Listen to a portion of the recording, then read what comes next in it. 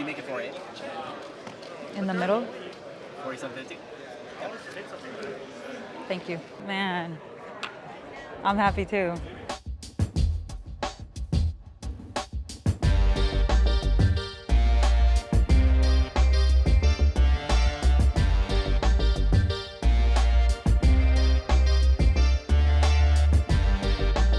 We are at the West Coast Card Show, but this is the TCG edition, or Pokemon.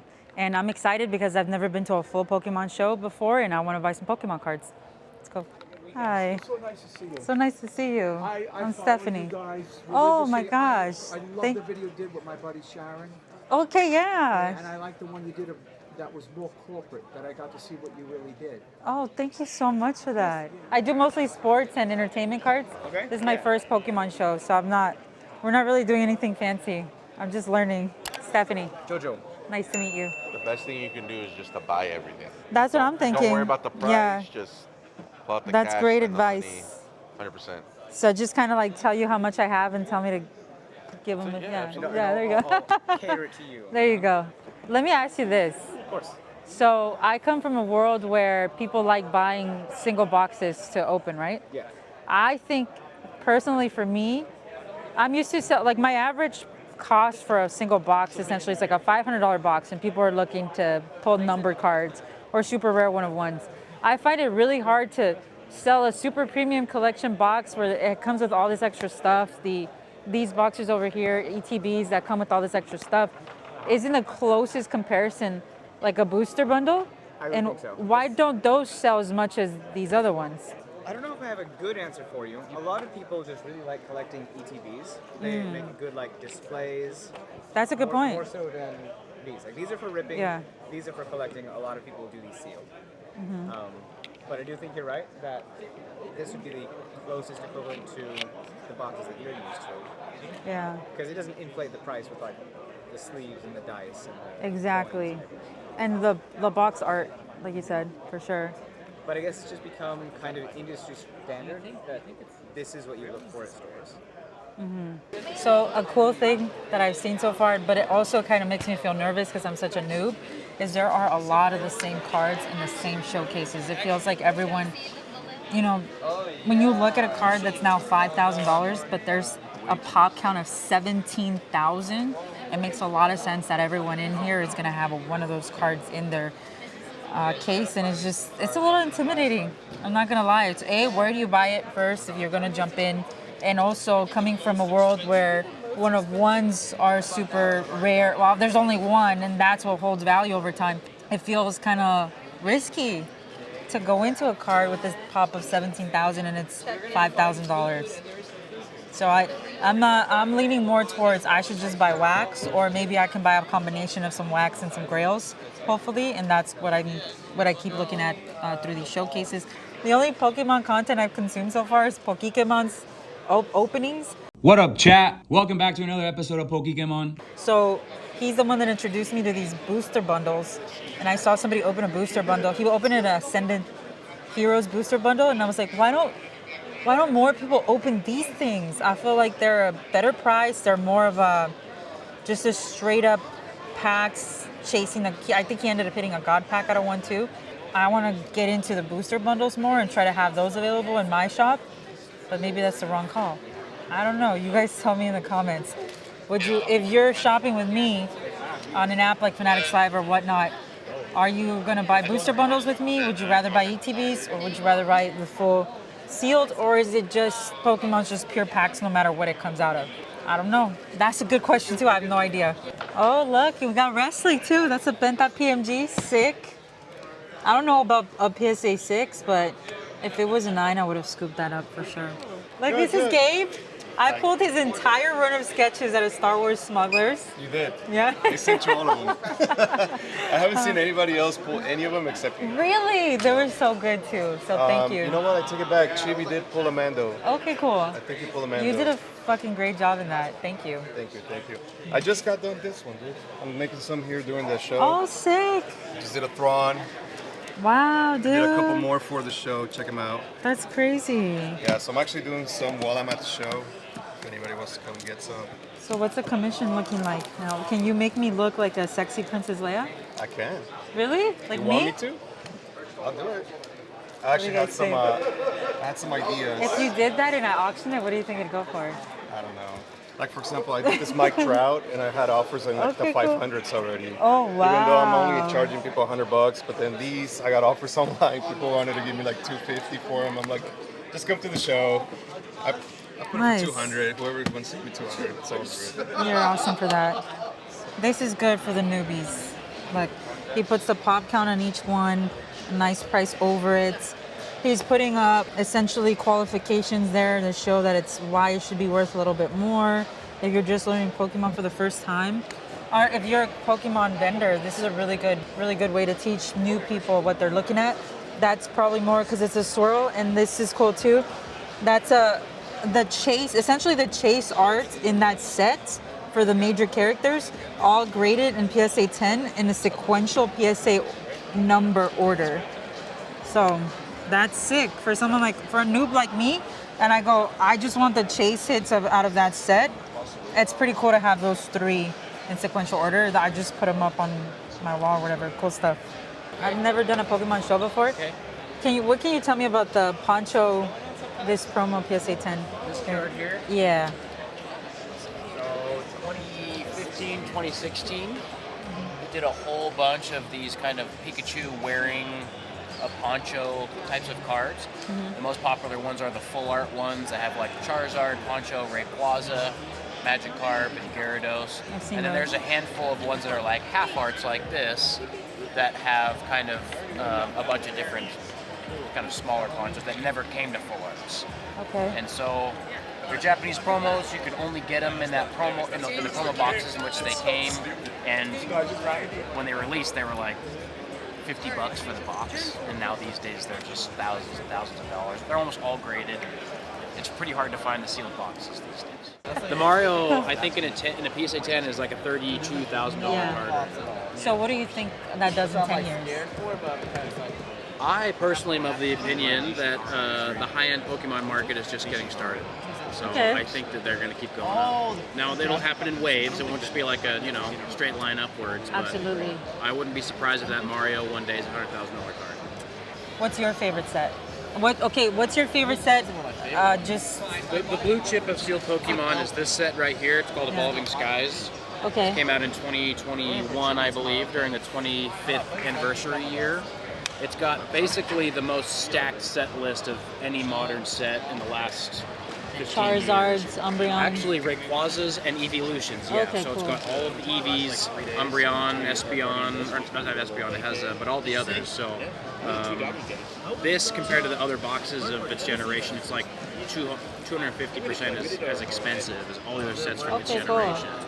So that's your favorite, or I like that you said blue chip. So maybe we can ask that. What, in your opinion, what's a blue chip set, and then what's your personal favorite set? So, as far as modern sets, it's my favorite. It's one of the few modern sets that I have a master set of. Oh wow. It's blue chip because it's well known and it's going to retain value, but it might not be as speculative because everybody kind of knows about it. You know what I mean? It's not like an unsung hero. Well, blue chip is that of nature, right? Everybody knows it's going to go up, and it makes sense that it will because of the chases, because of what's in it. Yeah, it already has really general demand. It's not going to like all of a sudden become popular.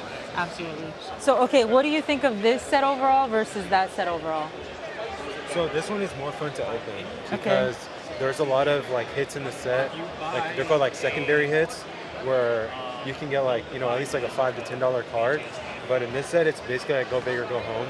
There's a lot of SIRs. There's like 30 or 40 of them, and only like 9 to 10 of them are really worth like a lot of value. But like the biggest hit I think is like $2,000. In this set, it's only like 500. It's like higher highs and lower lows. It's kind of how they describe it. And What's also the- in this, you can get something called the God Pack, which is like the entire pack has like 9 SARs, and it's like putting like a $10,000 jackpot basically. Let me get 2 of these. The Deaths and Rivals. Yeah, okay, let me ask you this. 'Cause Yeah. This is me learning for sure. Is it like, I will also want to be, like polite. Yeah. Is it okay to be like, can I have 3 for 20? Or you no? can definitely ask for deals, for sure. Is that like But too much of a that's deal too though? much. Okay, I'll take 2 then. I gotta know. There's this app called Pokélector, and it shows you every set and all What's the it cards. called? Pokélector. Can I see what it looks like? Yeah. That's what's gonna teach us what the chases in every set are. He's gonna show me. This is Destined Rivals. Well, you're gonna help me, so okay. Let's see. So It's your first card show? what's the trick? My first Pokemon You card just go show. through. I think you got something. You just go through one by one. There's no trick. There's no trick to this one? No, Why? you just go one by one. That you don't need that, right? No. No.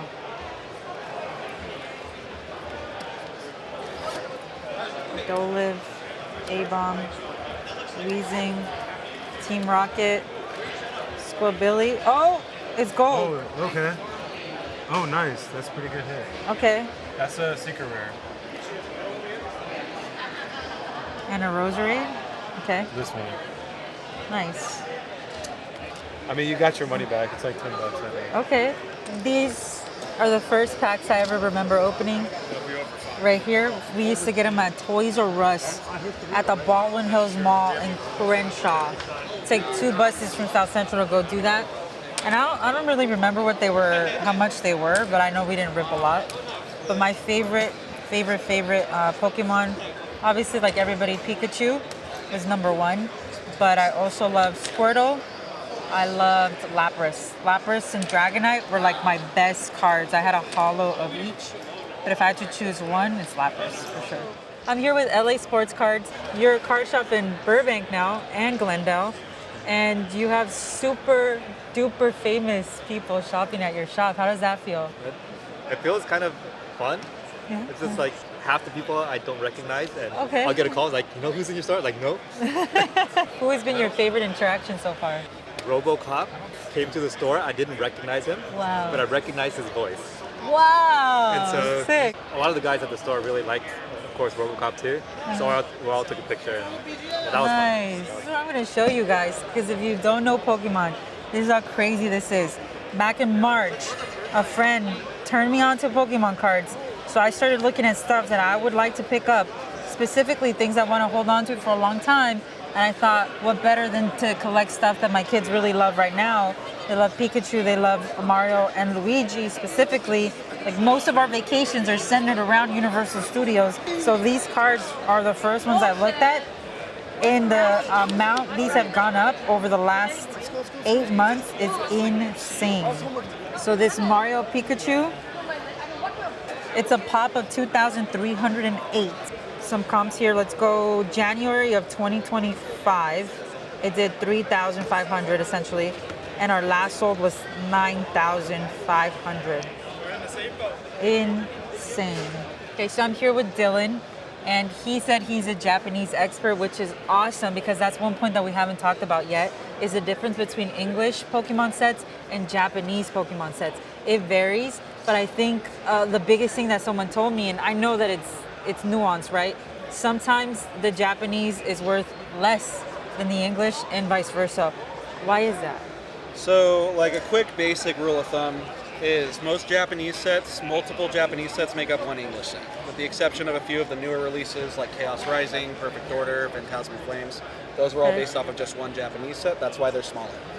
But it also depends on the pull rate, because if you look at like a set like Obsidian Flames here, it was a lot easier to pull the Charizard SIR from these boxes, especially when it first came out, compared to the Japanese version from Ruler of the Black Flame, which I don't have up here. And because of that, the Japanese version is worth more than the English version.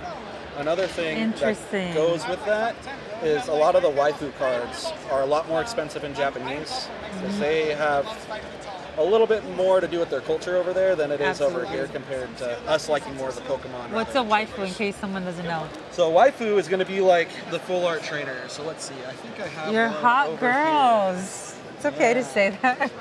So like there's I one like of them hot that girls. would have like the waifu tax compared to English. This Iono is worth significantly more in Japanese than it is in English. Interesting. I believe the English version of that card is only like $30, and I think it's around 150 in a PSA 10 compared to the Japanese one being around 500 to 550. So in your opinion, what's an underrated Japanese set? Underrated Japanese set. I actually am a huge fan of, I think I have it up here somewhere, Crimson Haze. Okay. This was Twilight Masquerade, or part of Twilight Masquerade in English. This is a set that you could pull the Greninja SR, the first one that came out, not the new one.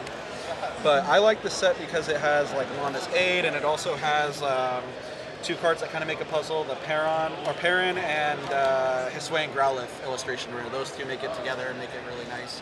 So I'm approaching the end here. I have an idea of the kind of things that I want to buy now, and I still have so much to learn, but a couple of things that I did learn throughout this video were, one, the difference between ETBs, booster bundles, and booster boxes, and why they may vary in price and why collectors want certain ones over other ones. I learned that every set has its core chases, and those SIRs, those are the big hits, and every set has different chase cards that can have different ceilings.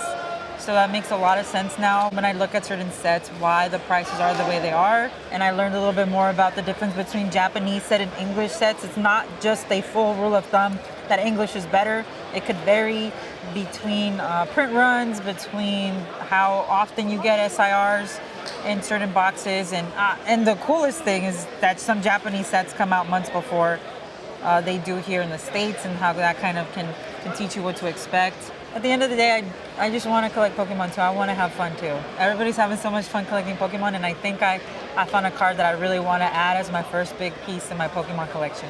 So let's go get it. Yeah, so the seal, it's 10 bundles, right? Yes. So they're doing about 2,000.